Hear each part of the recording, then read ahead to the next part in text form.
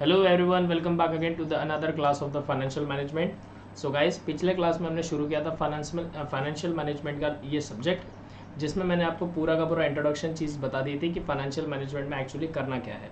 उम्मीद करता हूँ कि पिछला लेक्चर आपको बहुत अच्छी तरीके से समझ में आया होगा, और जिन जिन बच्चों ने पिछला लेक्चर नहीं देखा उनसे रिक्वेस्ट है कि पहले आप जाके पहला लेक्चर देखिए फाइनेंशियल मैनेजमेंट का, जिसकी लिंक इस डिस्क्रिप्शन में दी हुई है आपको। ठीक है क्या?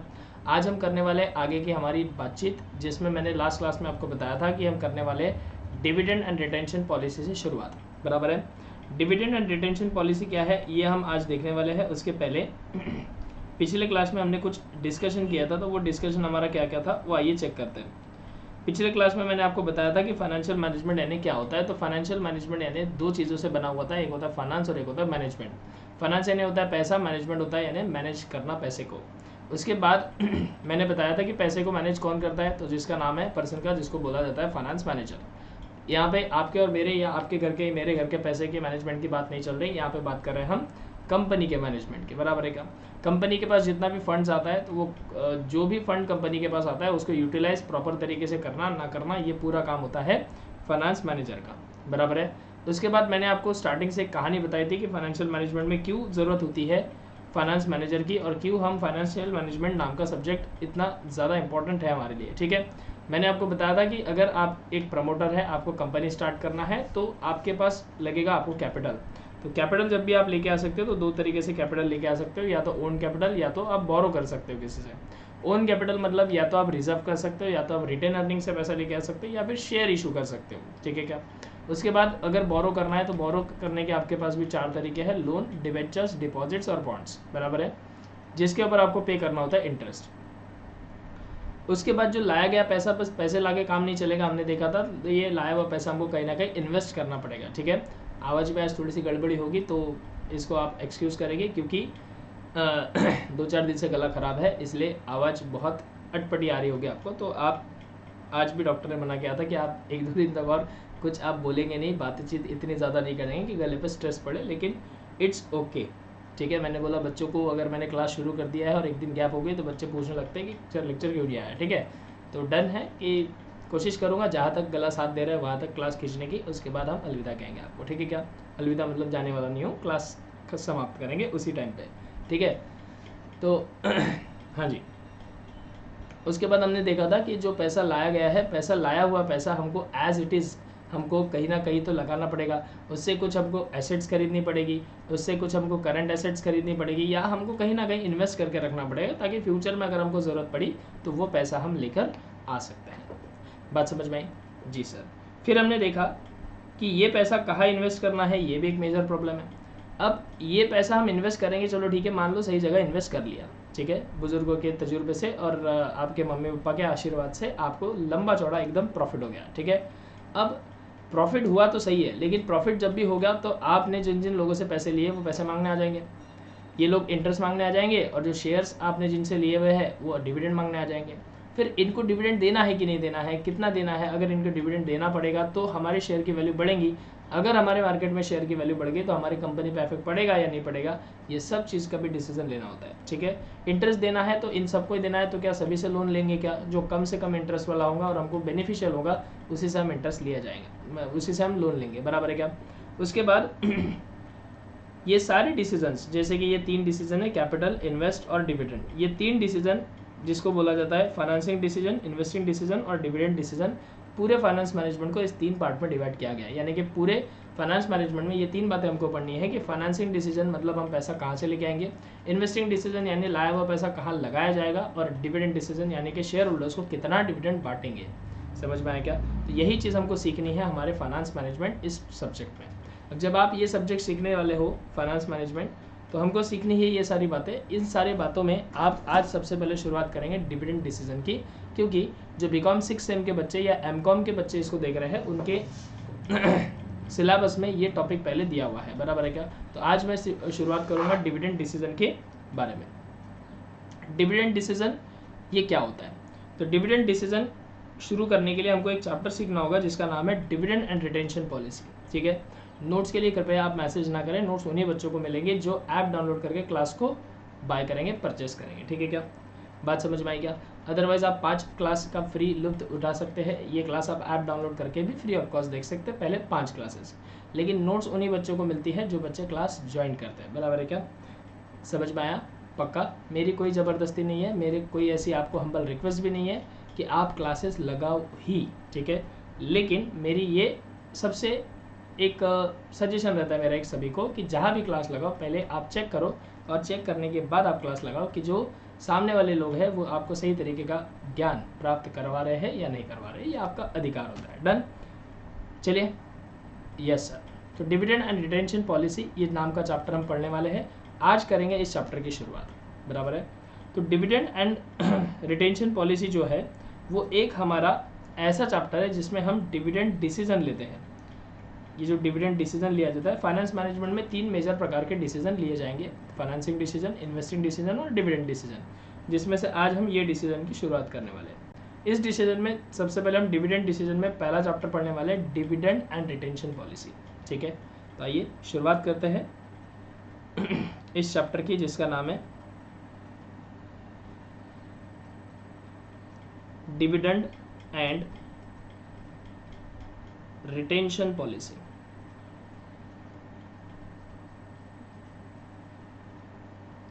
जो चैप्टर शुरू होने जा रहा है उसका नाम है डिविडेंड एंड रिटेंशन पॉलिसी,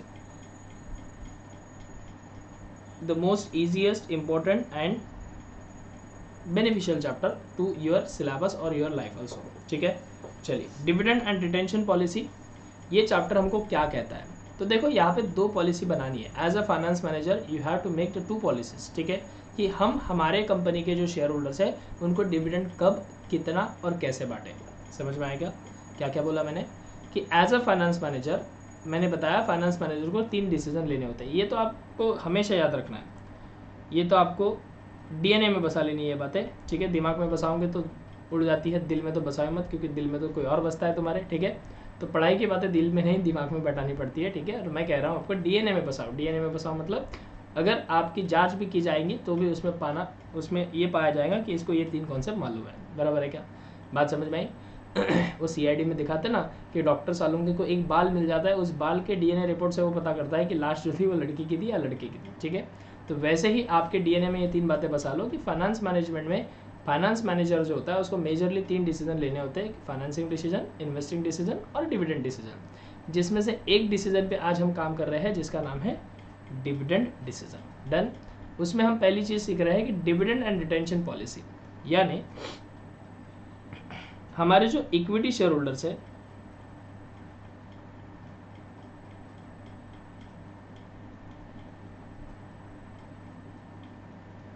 हमारे जो इक्विटी शेयर होल्डर्स है, इनके लिए कंपनी जो अर्निंग करती है, यानी कि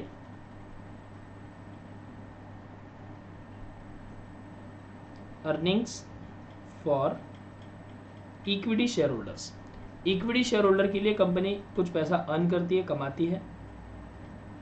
ठीक है, बात समझ में आई क्या? जी सर।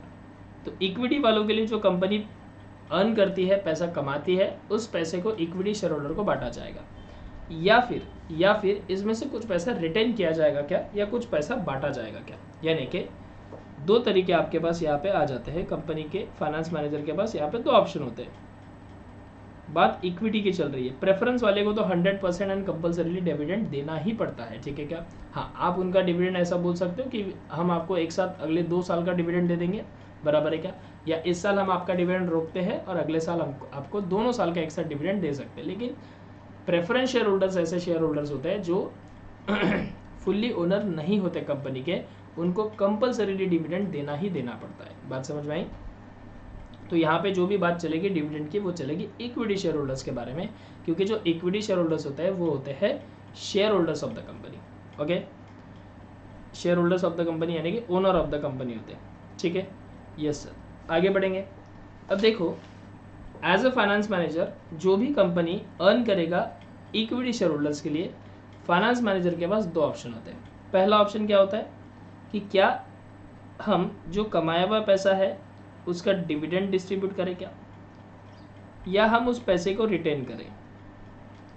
क्या हम जो भी हमने इक्विटी वालों के लिए अर्निंग बची है क्या वो डिविडेंड के तौर पे उनको बांट दें या वो पैसा रिटेन करें।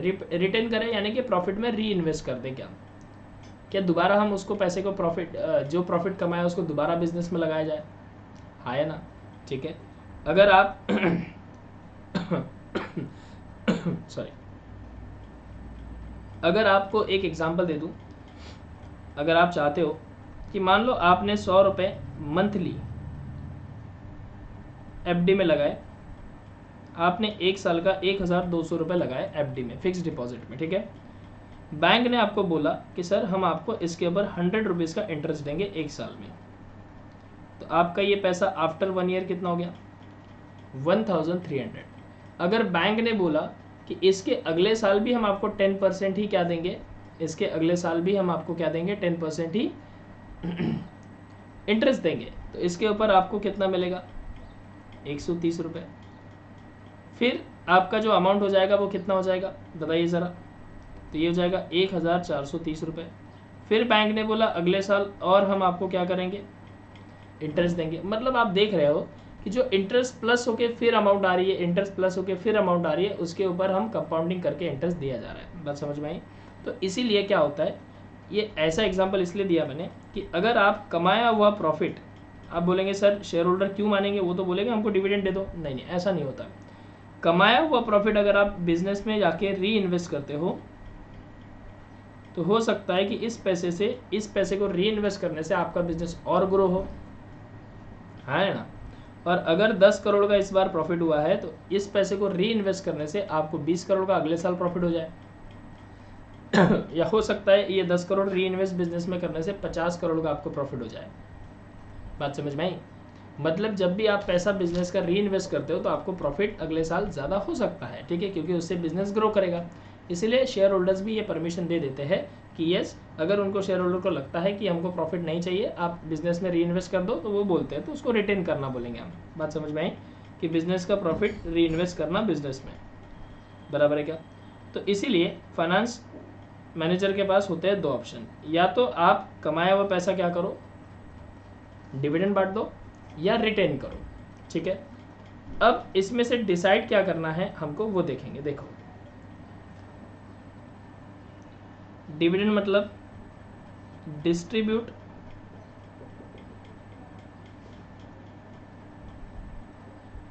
The profit in form of dividend to equity share holders, या फिर रिटेन करके रखो यानी कि reinvest the amount of profit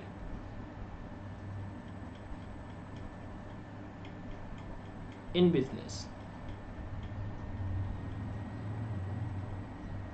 ठीक है, ये 2 ऑप्शन आपके पास है। Finance manager, as a finance manager आपके पास ये 2 ऑप्शन होते हैं। तो बताओ whether you select this first option number 1 या फिर whether you select the option number 2। आप अगर फाइनेंस मैनेजर है तो आप कौन सा ऑप्शन सिलेक्ट करेंगे। अगर हम वही पैसा उठा के वापस बिजनेस में लगाते हैं यानी कि रिटर्न करते हैं तो बहुत बढ़िया बात है, बिजनेस ग्रो कर सकता है, लेकिन इसकी रिस्क हाई है।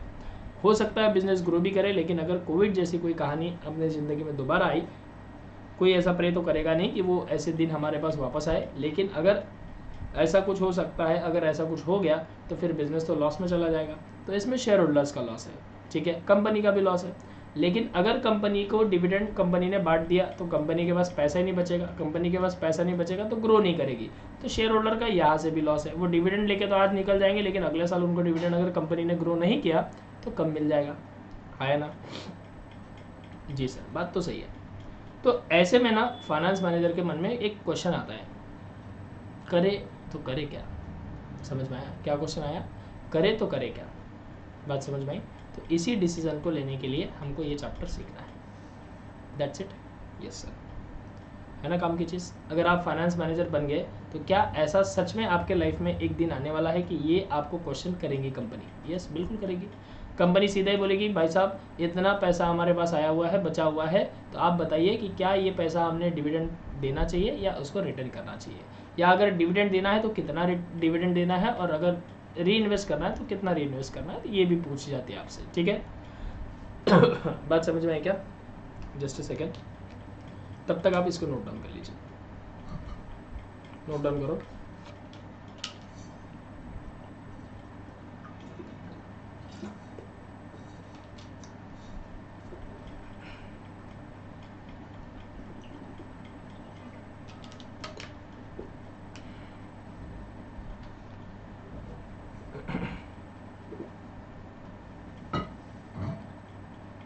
हाँ जी,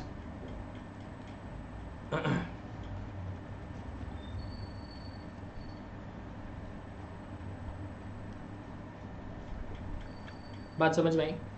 अब बात करते हैं एक और बात, मुझे आपको बेसिक बता, हालांकि इसकी आपको कोई ज़रूरत नहीं है, लेकिन मैं बताना चाहता हूँ मेरी तसल्ली के लिए आपको, कि सर हम कौन सा पैसा इक्विटी वालों का है ऐसा समझेंगे? क्या जो कंपनी को पूरा प्रॉफिट होगा वो इक्विटी वालों का है क्या? तो आंसर इज नो, ठीक है। तो ऐसा कौन सा पैसा है जो इक्विटी वालों का होगा?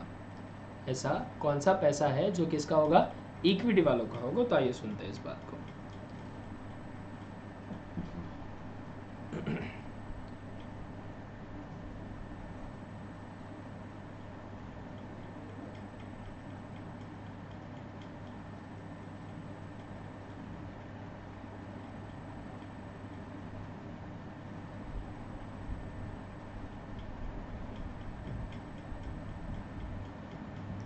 सबसे पहले ना, ये जब हम मैनेजमेंट अकाउंटिंग पढ़ेंगे उसमें भी रहेगा, जो जो बच्चों का मैनेजमेंट अकाउंटिंग है ये उसमें भी है, ठीक है। सबसे पहले ना कंपनी क्या करती है? सेल करती है। सेल करेगी तो पैसा आएगा कंपनी के पास। लेट सपोज कि कंपनी ने 1 लाख का सेल किया, इसमें से वेरिएबल कॉस्ट माइनस की जाती है। वेरिएबल कॉस्ट यानी कि जितने प्रोडक्ट आपने बेचे उसको बनाने के लिए कितना कॉस्ट लगा होगा, ठीक है। वेरिएबल कॉस्ट है जो आउटपुट पे लगता है, दैट्स इट। आप इतना ध्यान रखो अभी, कॉस्ट मतलब खर्चा। लेट सपोज कि इसके ऊपर लगा 50,000 रुपये,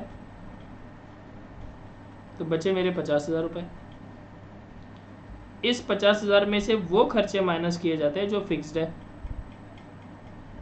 यानी कि रेंट। जैसे मैं मेरी बात करूँ तो क्लास मेरा रेंट से है, अगर मेरे पास एक भी बच्चा नहीं पढ़ता मुझे फिर भी रेंट उतना ही देना है। अगर मेरे क्लास की कैपेसिटी 50 बच्चों की है तो मेरे पास 50 बच्चे पढ़ रहे हैं तो मुझे रेंट उतना ही देना पड़ेगा, बराबर है क्या? अगर मान लो 10,000 का मेरा रेंट है, एक भी बच्चा मेरे पास नहीं आ रहा है तो मुझे 10,000 ही रेंट देना है। अगर मेरे पास बहुत सारे बच्चे आ रहे हैं तो भी 10,000 ही रेंट देना पड़ रहा है। मतलब ये मेरी कॉस्ट फिक्स्ड है, ये चेंज नहीं होगी चाहे मेरा बिजनेस चले या ना चले। तो ऐसे भी खर्चे हैं। तो लेट सपोज कि ये हमारा 20,000 का फिक्स कॉस्ट आ गया, इसको माइनस कर लो। इसके बाद जो बचता है बेटा उसको कहते हैं प्रॉफिट। ये आपके लिए क्या हो गया? प्रॉफिट। और ये प्रॉफिट यानी कंपनी का इनकम, और इनकम टैक्स कहता है कि आपने इनकम कमाई उसमें से हमको भी हिस्सा चाहिए, यानी कि इसमें से माइनस होता है टैक्स, वट एवर जो भी होगा। लेट सपोज हम लोग 3,000 कंसिडर करते तो बचा 27,000। तो ये 27,000 कंपनी का एक नेट प्रॉफिट हो गया, एग्जैक्ट प्रॉफिट हो गया आफ्टर पेइंग टैक्स आल्सो, बराबर है क्या? टैक्स पे करने के बाद भी जो प्रॉफिट बचता है वो होता है कंपनी का प्रॉफिट। अब इस प्रॉफिट में से हमको पैसे बांटने हैं। सबसे पहले जो पैसे बांटने होते हैं वो होते हैं इंटरेस्ट के पैसे। जो डिबेंचर, लोन और बॉन्ड्स और डिपॉजिट्स ये आप इशू करते हो कंपनी, तो सबसे पहले इंटरेस्ट का पैसा देना होता है, ठीक है क्या? क्योंकि ये हाईली सिक्योर्ड रहते हैं तो इनको इंटरेस्ट का पैसा देना ही होता है, और इनको प्रॉफिट हो लॉस हो इनको इंटरेस्ट आप मना ही नहीं कर सकते, इनको देना ही देना पड़ता है इंटरेस्ट। बात समझ में आई क्या? लेट सपोज आपने 20,000 का इंटरेस्ट बांट दिया, तो जो लास्ट में पैसे बचे ये भी कुछ पैसे हमारे पास बचे, तो इसमें से आपको देना होता है प्रेफरेंस शेयर होल्डर को डिविडेंड, जिसे हम प्रेफरेंस डिविडेंड भी कहते हैं। लेट सपोज कि आपने 5,000 डिविडेंड दिया, फिर बचता है 2,000 रुपये, ठीक है। एक एग्जांपल के तौर पे ये सारी बातें ले रहे हैं। फिर इसमें से कंपनी क्या करती है? इसमें से कंपनी करती है कुछ रिजर्व्स यानी जमा करती है कंपनी, या फिर कुछ फंड्स में जमा करती है पैसा, ठीक है। जैसे पापा को सैलरी मिलती है तो पापा पूरे खर्चे करने के बाद जमा नहीं करते पैसे, पापा को जब भी सैलरी मिलती है ना, तो पापा पहले पैसे जमा करते हैं तुम्हारे नाम के LIC किए, पापा के नाम के कुछ डिपॉजिट, मम्मी के नाम पे कुछ डिपॉजिट, और उसके बाद जब पैसा बचता है ना उसमें खर्चा करते हैं। ठीक है, इसीलिए तो जो बड़े बड़े बिजनेसमैन होते हैं उनकी कभी आपने बायोग्राफी या फिर उनकी कोई किताब पढ़ी होगी तो उसमें ये दिया हुआ है कि सबसे पहले आप अपने सेविंग्स को पूरा करो और उसके बाद जो बचता है ना पैसा वो आप खर्च करो। बात समझ में आई? लेकिन हमारे इंडिया में उल्टा है, पहले पैसा कमाया पूरा खर्च कर ले बोलते, जितनी ऐशो आराम की ज़िंदगी लगती है, जितने आपको लग्जरियस चीज़ें यूज़ करनी है उतनी सारी खरीद लो, पैसा खर्च कर लो, उसके बाद अगर कुछ बचा तो इन्वेस्ट करेंगे। समझ में आया क्या? ऐसा। तो मान लो 500 रुपये आपने यहाँ पे रिजर्व कर दिया कंपनी के नाम से, ताकि फ्यूचर में कोई दिक्कत ना आए, और अगर आई तो ये पैसा आपके काम आए। तो बचे हैं 1500 रुपये। तो ये जो लास्ट में पैसा बचता है ना, ये इसके ऊपर अधिकार होता है इक्विटी वालों का, और इस पैसे के बेसिस पे बांटा जाता है इक्विटी वालों को डिविडेंड। आप सोचो सेल कितने का? 1 लाख का, इतने सारे खर्चे, इतने सारे रिजर्व्स, इतने टैक्स, ये सब माइनस करने के बाद आखिर में जो आएगा ना बेटा, उसमें से इक्विटी वालों को डिविडेंड दिया जाएगा। और ये भी अभी तय नहीं हुआ है कि इक्विटी वालों का ही ये पैसा है। कंपनी ऐसा चाहती है कि क्या ये पैसा हम इक्विटी वालों को बांट दें, या इस 1500 रुपये को उठा के ये बचे हुए सारे खर्चे सबको पैसे देने के बाद पैसा बचा हुआ है तो क्या इसको वापस बिजनेस में लगाए क्या, ताकि अगले साल और ज़्यादा प्रॉफिट हो। बताओ, बात समझ में आई? तो ये है इक्विटी वालों को पैसा दिया कैसा जाता है। तो जो दिखा है ना earning for equity share holder, तो उसका ये मतलब होता है। बात समझ में आई? हालांकि ये आपके काम की चीज़ नहीं थी, बस मैंने आपको बता दिया वैसे ही फॉर जनरल नॉलेज कि इक्विटी वालों को जो पैसा देते हैं वो कब देते हैं। तो at the end of the sub कुछ माइनस होने के बाद, सबको पैसा देने के बाद जो पैसा बचता है वो दिया जाता है इक्विटी वालों को। बात समझ में आई? Just a second, there is some issue in our system, wait a minute. Yes guys, बात समझ में आई? जी हाँ सर, समझ में आ गया सर, यहाँ तक क्लियर है? Yes sir. अब हमको डिविडेंड देना चाहिए या पैसे रिटेन करना चाहिए, इस बात पे हुई बहस। और इस बात पे जो बहस हुई, जो डिस्कशन हुआ, उसके ऊपर कुछ ऐसे लोग थे जिन्होंने अपने अपने पॉइंट ऑफ व्यू से अपने अपने फॉर्मूले बनाए कि अगर डिविडेंड देना चाहिए कि नहीं देना चाहिए, और अगर देना चाहिए तो कितना देना चाहिए।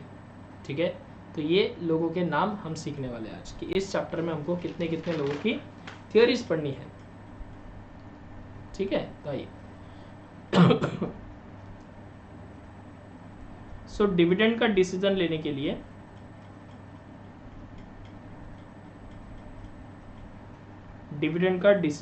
लिए आपको जो थियोरी सीखनी है वो कुछ ऐसे लोगों की थियोरी सीखनी है। मैं पहले सभी के नाम लिख देता हूँ, उनका क्या कहना है वो भी लिख देता हूँ, और उसके बाद हम उसको डिस्कस करेंगे। सबसे पहला ऐसा बंदा था जिसका नाम था वॉल्टर्स, प्रोफेसर वॉल्टर। तो इसने वॉल्टर्स मॉडल बना दिया, वाटर मॉडल नहीं रहे, वॉल्टर्स मॉडल। समझे क्या? जो वॉल्टर्स था वो वॉल्टर्स ने उसका अपना एक मॉडल बना दिया, अपना एक फॉर्मूला बना दिया, बोले इससे निकालो और इतना डिविडेंड आपको लोगों को देना पड़ेगा। बात समझ में आई? उसके बाद इसके जो चर्चे थे उससे सेटिस्फाइड होके एक और पर्सन था जिसका नाम था गॉर्डन्स मॉडल इसने बना दिया। उसके बाद एक और पर्सन आया जिसने बोला कि ना ये दोनों जिस तरीके से काम कर रहे हैं ना वो हमको नहीं पता। एक तीसरा तरीका इसने ढूंढ के निकाला जिसको बोला जाता है MM थ्योरी, जिस थ्योरी को नाम दिया गया MM थ्योरी। बात समझ में आई? और लास्ट में इसमें एक और पर्सन तो नहीं है, लेकिन एक और कॉन्सेप्ट इसमें आता है जिसको बोलते हैं बोनस शेयर, कि क्या हम बोनस बांटे, अगर बोनस बांटे तो उस पर कितना डिविडेंड दिया जाएगा। तो ऐसे 4 हिस्सों में ये चैप्टर हमारा बटा हुआ है। इस चैप्टर का जो बंटवारा है 4 हिस्सों में हुआ है, और ये चारों थियरीज हमको पढ़नी है और चैप्टर खत्म हो जाएगा हमारा। सबके अपने अपने फॉर्मूलेज है, सब अपने अपने हिसाब से यहाँ पे सबने अपनी अपनी थियरी दी हुई है। बात समझ में आई? बराबर है। वॉल्टर का क्या कहना था? जो वॉल्टर बाबा थे, उनका क्या कहना था?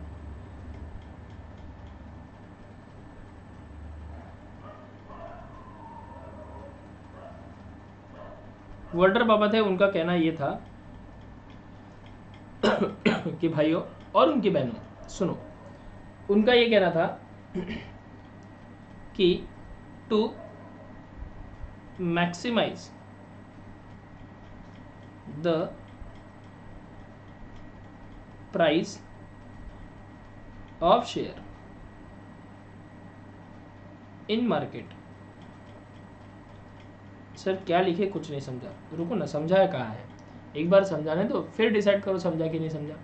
वॉल्टर बाबा का ये कहना था कि maximise the price of the share in the market, मतलब वो इस क्या बोलते हैं उसको, वो इस सोच के बंदे थे कि उनका ये कहना था कि अगर हम डिविडेंड बांटेंगे तो हमारे जो शेयर्स है उसका प्राइस मार्केट में ज़्यादा हो जाएगा, और अगर जिस कंपनी का प्राइस शेयर मार्केट में ज़्यादा है उस कंपनी की शेयर मार्केट में ज़्यादा डिमांड भी है, बराबर है क्या, लोग और इन्वेस्ट करने लगेंगे, इसीलिए आपको डिविडेंड बांटना चाहिए। समझ में आया?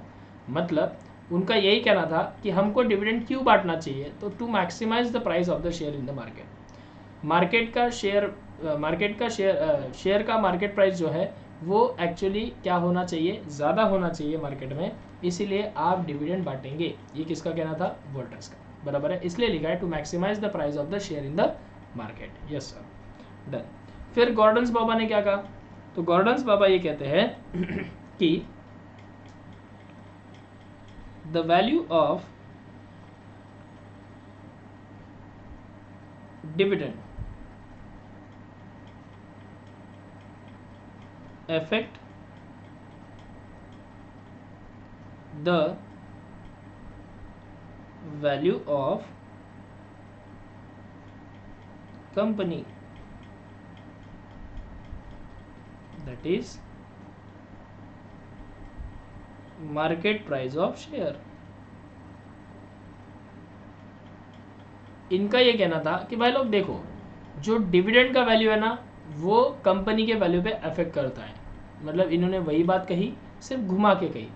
वोल्टर्स का कहना था कि शेयर का प्राइस मैक्सिमम होना चाहिए मार्केट में, अगर मैक्सिमम शेयर, किसी भी कंपनी के शेयर का प्राइस अगर मार्केट में मैक्सिमम ज़्यादा है तो उस कंपनी की ज़्यादा वैल्यू रहेगी, इसलिए आप डिविडेंड बांटेंगे।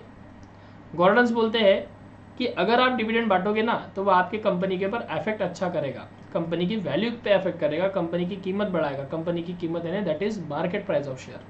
बात समझ में आई?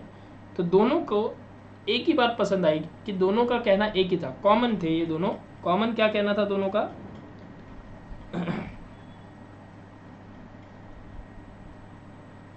दोनों का ये कहना था कि sir,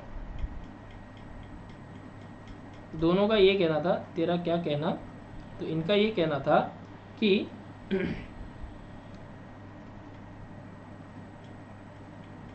distribution of dividend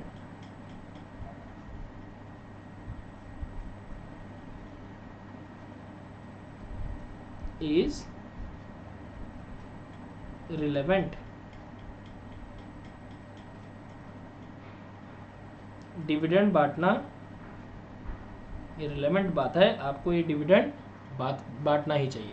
dividend, distribution of dividend is relevant in both cases, यानी कि दोनों का ये कहना था कि आपको डिविडेंड बांटना चाहिए, यानी रिटेन नहीं करना चाहिए, क्या करना चाहिए, डिविडेंड बांट देना चाहिए।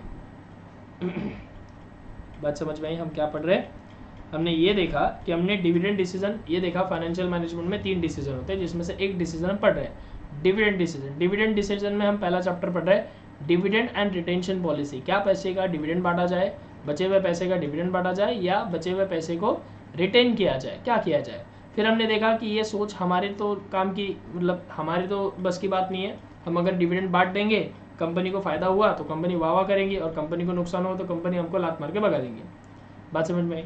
फिर ऐसे में हमारी मदद करने आते हैं 3 लोग, एक वॉल्टर आता है, एक गॉर्डन आते हैं और एक एमएम आते हैं, बराबर है क्या, जिन्होंने 2 लोगों ने ये बोला कि यस डिविडेंड आपको बांटना चाहिए, जिसमें से वॉल्टर कहते हैं ये कि अगर आप डिविडेंड बांटेंगे तो आपके कंपनी के शेयर का प्राइस मार्केट में मैक्सिमम हो जाएगा, और अगर मैक्सिमम होगा तो फिर आपके कंपनी की अच्छी खासी गुडविल बढ़ेगी।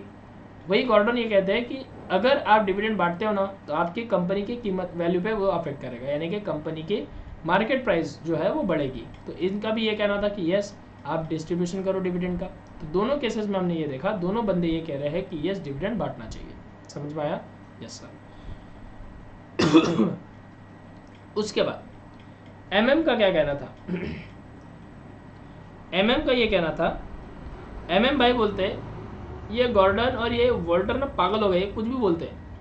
एमएम का ये कहना था कि भाई देखो, कंपनी की वैल्यू बढ़ाने के लिए डिविडेंड बांटना जरूरी नहीं है, कंपनी की ग्रोथ करना जरूरी है। मतलब एमएम क्या बोलते हैं, मिस्टर एमएम बोलते हैं कि कंपनी को अगर वैल्यू बढ़ानी ना, डिविडेंड बांटने से कहाँ से वैल्यू बढ़ेगी कंपनी की? बताओ बताओ बताओ। देखो हम झगड़ा नहीं कर रहे, ये आपस में झगड़ा कर रहे हैं, बराबर है क्या? ये एमएम थ्योरी झगड़ा कर रहे हैं इनके साथ। बोलते कहाँ ऐसा होता है, बताओ रे तुम, कहाँ ऐसा हुआ? तुमको कहाँ लगा डिविडेंड दनादन बांट दिया मैंने, कंपनी की वैल्यू बढ़ गई? ऐसा कैसे होगा? तो कंपनी को बिजनेस करने के लिए भी तो पैसा चाहिए ना।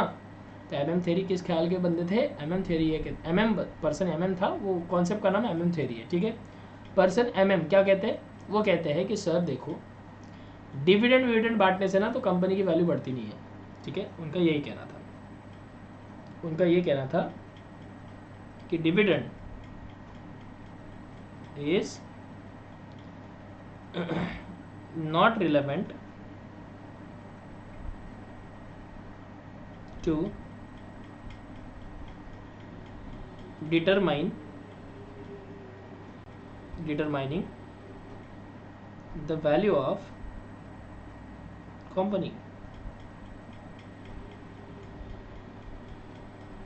बात समझ में आई क्या? Yes sir. इसलिए डिविडेंड जो है वो रिलेवेंट नहीं है, मेरे हिसाब से डिविडेंड रिलेवेंट नहीं है। यानी कि ये दो वॉल्टर्स और गॉर्डन्स के हिसाब से क्या था, डिविडेंड बांटना जरूरी है। और एमएम थ्योरी ने ये नहीं कहा कि डिविडेंड मत बांटो, उन्होंने क्या कहा, इनके थ्योरी पे कमेंट किया, बोले ये लोग बोल रहे हैं कि डिविडेंड बांटने से कंपनी की वैल्यू बढ़ती है, लेकिन उनका वैसा नहीं था कि dividend is not relevant to determine the value of the company. किसी भी कंपनी की वैल्यू निकालने के लिए डिविडेंड बांटना जरूरी नहीं है। समझ में आया क्या? Yes sir, done. तो ऐसे प्रकार के 3 लोग हैं जिनकी हमको थ्योरी इस चैप्टर में पढ़नी है। बात समझ में आई? एक तो वॉल्टर्स का क्या कहना था, गॉर्डन्स इनका क्या कहना था, और एमएम का क्या कहना था। बात समझ में आई क्या? जी सर। उसके बाद last one is bonus share. Bonus share में क्या होता है ये अभी लिख लो, ये टॉपिक अलग का टॉपिक है, हमको सिर्फ डिविडेंड के लिए 3 थ्योरीज पढ़नी है, वॉल्टर, गॉर्डन्स और एमएम, बराबर है। बोनस शेयर को हम लास्ट में डिस्कस करेंगे इस चैप्टर के, तो देखो जरा इसको बस आप लिख लो अभी फिलहाल, जो मैं लिख के दे रहा हूँ। when the company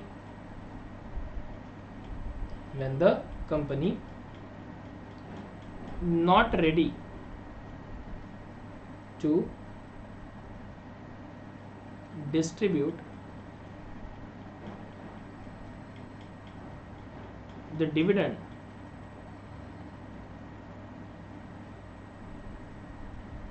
in cash,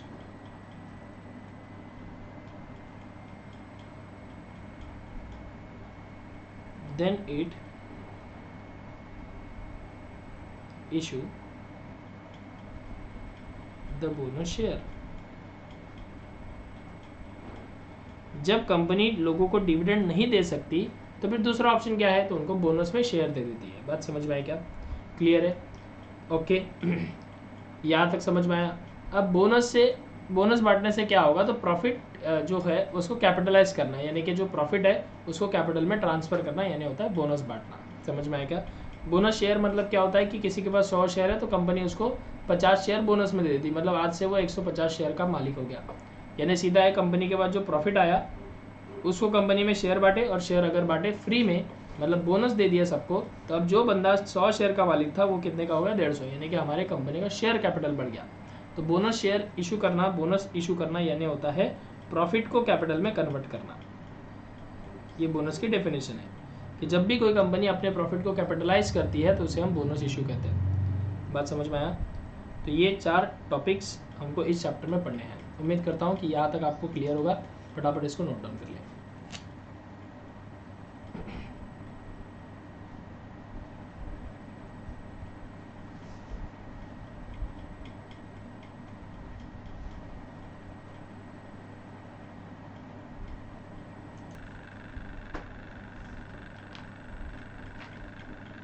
ये वाला भी लिख लो।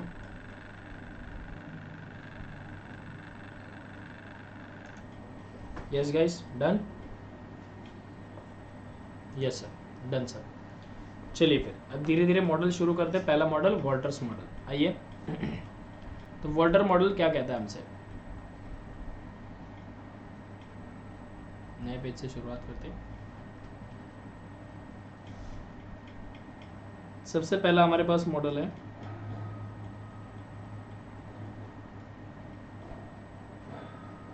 Walter's model.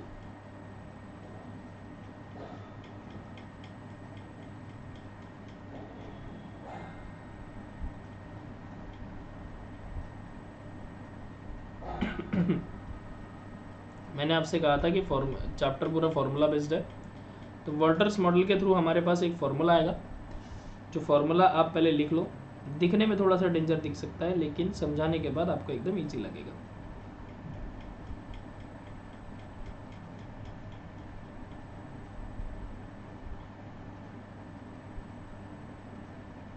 हाँ जी, फॉर्मूला है P इज इक्वल टू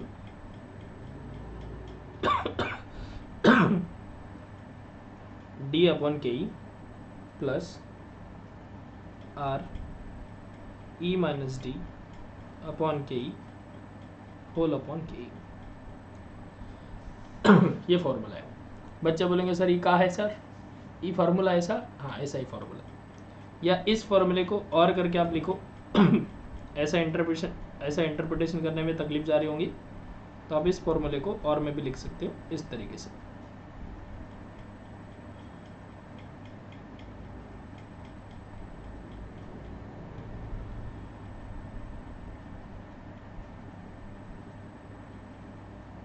इसी फॉर्मूले को आप ऐसे भी लिख सकते हो, P is equal to D upon K E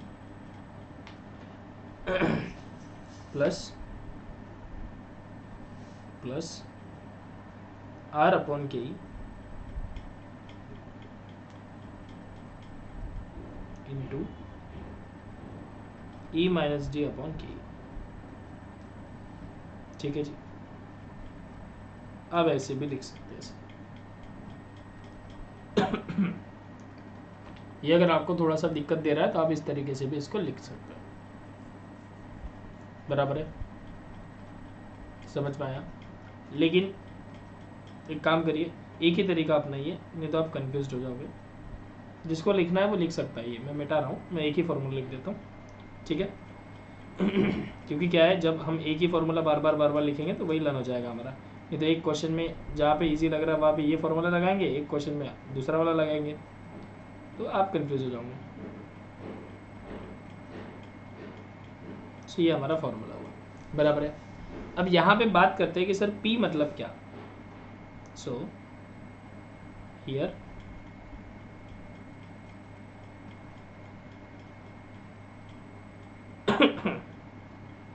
here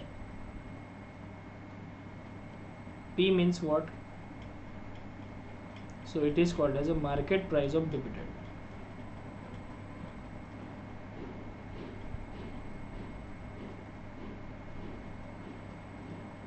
P मतलब होता है market price of dividend.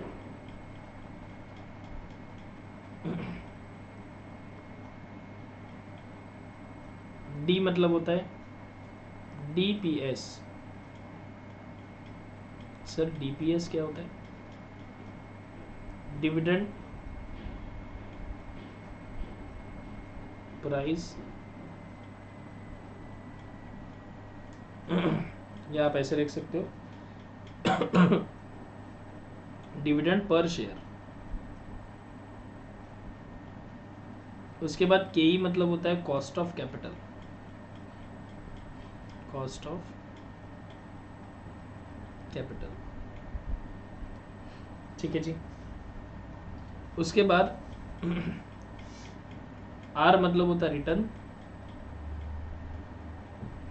E मतलब होता है अर्निंग पर शेयर,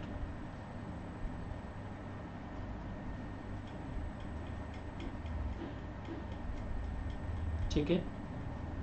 ये हो गया आपका फॉर्मूला, एकदम चटपटा सा, नोट डाउन करेंगे sir.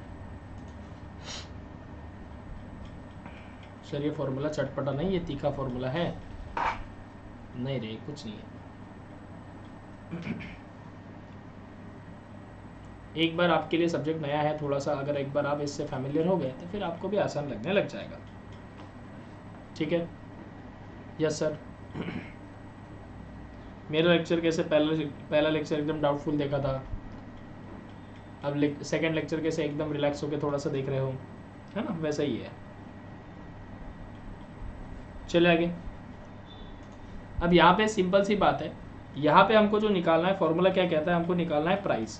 Price of what? Price of market price of share. आज का शेयर का मार्केट प्राइस क्या है, बराबर है।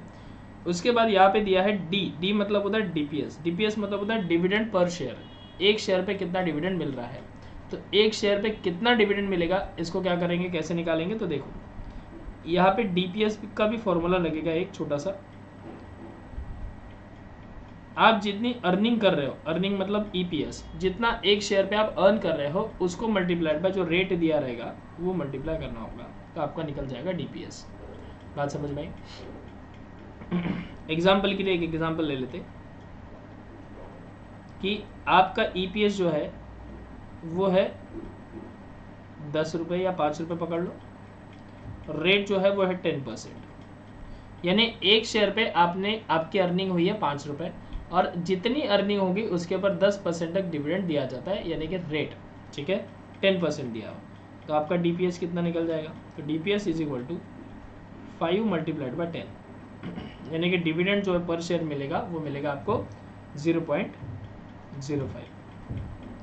बात समझ में आई क्या? क्लियर है? Yes sir. बस आपको इतनी बात ध्यान रखनी है कि डीपीएस कैसे निकलता है। तो डीपीएस निकलता है, अर्निंग को मल्टीप्लाई कर दो रेट से, तो आपको मिल जाएगा अपना डीपीएस। एक छोटा सा फॉर्मूला मेरी तरफ से आपके लिए तोहफा। एक काम करें क्या, इसको यही लिख दें, आप सही रहेगा।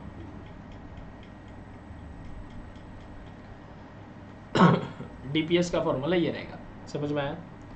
अब एक क्वेश्चन सॉल्व करने से पहले कुछ इसकी कंडीशंस आती है वो भी लिख लेते हैं।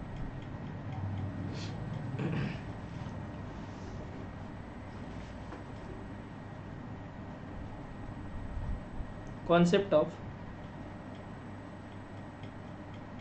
Optimum dividend pay out ratio.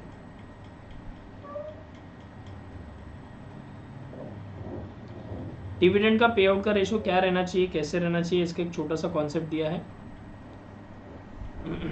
ये आपको ध्यान रखना है।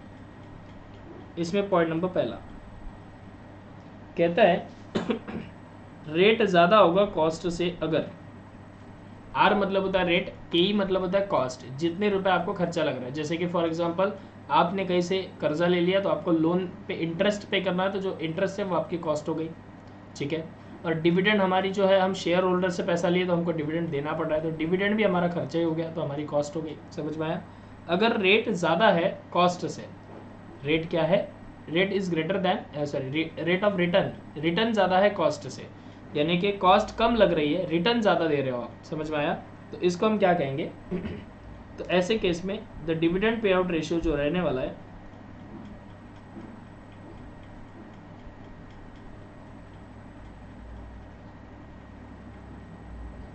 इज 0%। समझ में आया क्या? ऐसे केस में डिविडेंड पे आउट रेशियो 0% रहेगा, जहाँ पे रेट ज़्यादा है, रिटर्न ज़्यादा मिल रहा है, कॉस्ट कम लग रही है। मतलब मैंने कई पैसे लगाए, मुझे खर्चा कम आ रहा है लेकिन रिटर्न अच्छा खासा आ रहा है, तो ऐसे केस में कंपनी सोचती है कि अरे यार शेयर होल्डर्स को तो रिटर्न बहुत अच्छा खासा मिल रहा है, बिना डिविडेंड बांटे, तो क्या हम पे आउट करें कुछ? तो नहीं, कुछ पे आउट नहीं करेंगे। अगर शेयर होल्डर ने अच्छा खासा, ऑटोमेटिकली हमारी गुडविल बढ़ते जा रही है, मार्केट में शेयर के प्राइसेस बढ़ते जा रहे हैं, तो फिर हम डिविडेंड नहीं बांटेंगे, ठीक है। तो डिविडेंड पे आउट रेशियो क्या रहेगा उस केस में? 0% रहेगा। अगर रिटर्न कम है और कॉस्ट ज़्यादा लग रही है, return is less than cost, मतलब क्या, कमाई धमाई कुछ नहीं और खर्चा ज़्यादा दुनिया भर का, अगर ऐसे हो रहा है, रिटर्न कम हो रहा है, कॉस्ट ज़्यादा लग रही है, तो फिर ऐसे केस में 100% श्योर है कि आपको डिविडेंड बांटना ही पड़ेगा। क्यों? क्योंकि देखो शेयर होल्डर को पहले से रिटर्न कुछ नहीं मिल रहा है, यहाँ पे ज़्यादा क्या है, आर मतलब क्या, रिटर्न, के मतलब क्या, कॉस्ट मतलब खर्चा, खर्चा ज़्यादा है, ये साइड ना बहुत बार बच्चों को ना समझते नहीं है। तो ये एक बार बता दूँ, ये जो फेस है ना मगरमच्छ का, जो ये फेस है ऐसा मगरमच्छ का, ये जिस साइड रहेगा वो बड़ा हो गया। समझ में आया? जैसे पहले एग्जाम्पल में क्या था, ये आर की तरफ था तो आर बड़ा, मतलब रिटर्न ज़्यादा, कॉस्ट कम। और इस एग्जाम्पल में के ई की तरफ है, मतलब क्या, बोलो मतलब क्या, कॉस्ट ज़्यादा और रिटर्न कम। यानी खर्चा ज़्यादा लग रहा है, खर्चा ज़्यादा लग रहा है और रिटर्न कम मिल रहा है, कमाई कम हो रही है। तो अगर शेयर होल्डर को ऐसी पोजीशन पे लाके आपने रोक दिया कि उनके खर्चे बहुत ज़्यादा हो रहे हैं, रिटर्न हो ही नहीं रहा, तो क्या करेंगे? डिविडेंड तो बांटना पड़ेगा ना। अब उनको तो पहले खर्चा ज़्यादा लग रहा है, रिटर्न कुछ मिल ही नहीं रहा, और अगर वो आप डिविडेंड भी नहीं बांटोगे तो कंपनी छोड़ के भाग जाएंगे। तो इसीलिए इस केस में 100% श्योर है कि आपको डिविडेंड बांटना ही बांटना है। Dividend pay out ratio is 100% sure है कि आपको डिविडेंड बांटना ही है। डन। और अगर रिटर्न और कॉस्ट दोनों इक्वल है, खर्चा भी उतना ही लग रहा है और रिटर्न भी उतना ही मिल रहा है, ठीक है, तो क्या ऐसे केस में डिविडेंड बांटेंगे? क्या ऐसे केस में डिविडेंड बांटेंगे? तो आपकी चॉइस है, आप बांट सकते हो। सर कितना बांटेंगे? तो इस केस में the dividend pay out ratio is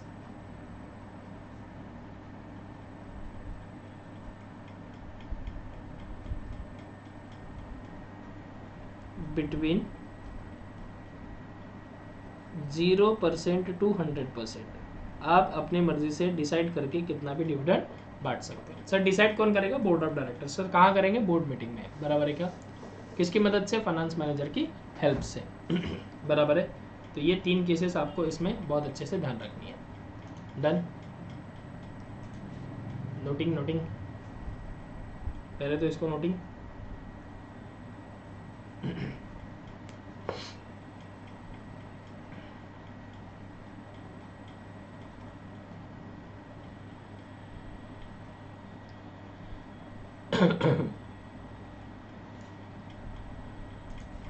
तो ये था हमारा वॉल्टर्स मॉडल।